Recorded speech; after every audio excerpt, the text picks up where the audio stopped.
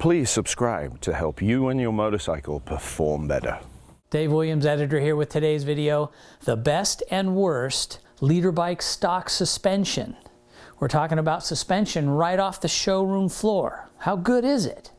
Dave ranks the Japanese bikes first and then the European bikes. Here's a preview. The most confusing purchases you have to make on suspension. Let's take a look at all the base Japanese models and an average weight range of 160 to 190 pounds.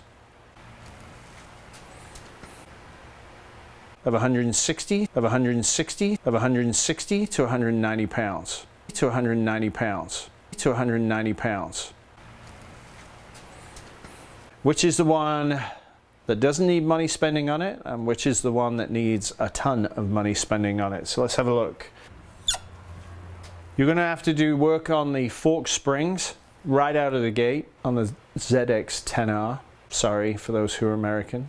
So we've got to buy fork springs, which means you've got to pay for the labor for the forks to be removed and do all the other stuff and get that to where it needs to be. Unfortunately, that's going to be very expensive. Now let's move on to the premium models, and we'll put them side by side. The first thing we need to note is some are manual and some are electronic. At that point, does that make a difference? It just makes a difference in that you don't use tools except for shock preload and fork preload. You still need tools for those, but outside of that, everything else is buttons. A little easy to adjust, but still doesn't deal with the situation of what we're facing ourselves with. So on the board, we've got the 10 European 1000cc models that you can buy, not special order stuff like MV's Claudio. That's not included in here because all of that with limited production runs doesn't make any sense. So what would I consider spending my money with? So instead of doing 10, let's go pick my top 5 out of these where I would instantly go put my money down. Absolutely brilliant motorcycle, superb engine, shock works actually quite well, but the front forks need to be completely rebuilt right out of the gate.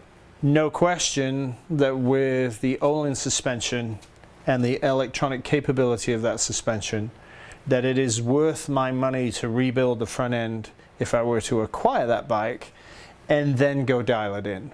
But at this point, that is very frustrating that I have to go do that right out of the gate, especially at that price point.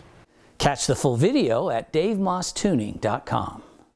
Dave Moss can tune your suspension no matter where you are on the planet via his remote tuning service. Contact Dave on Facebook or by email, dave@DaveMossTuning.com.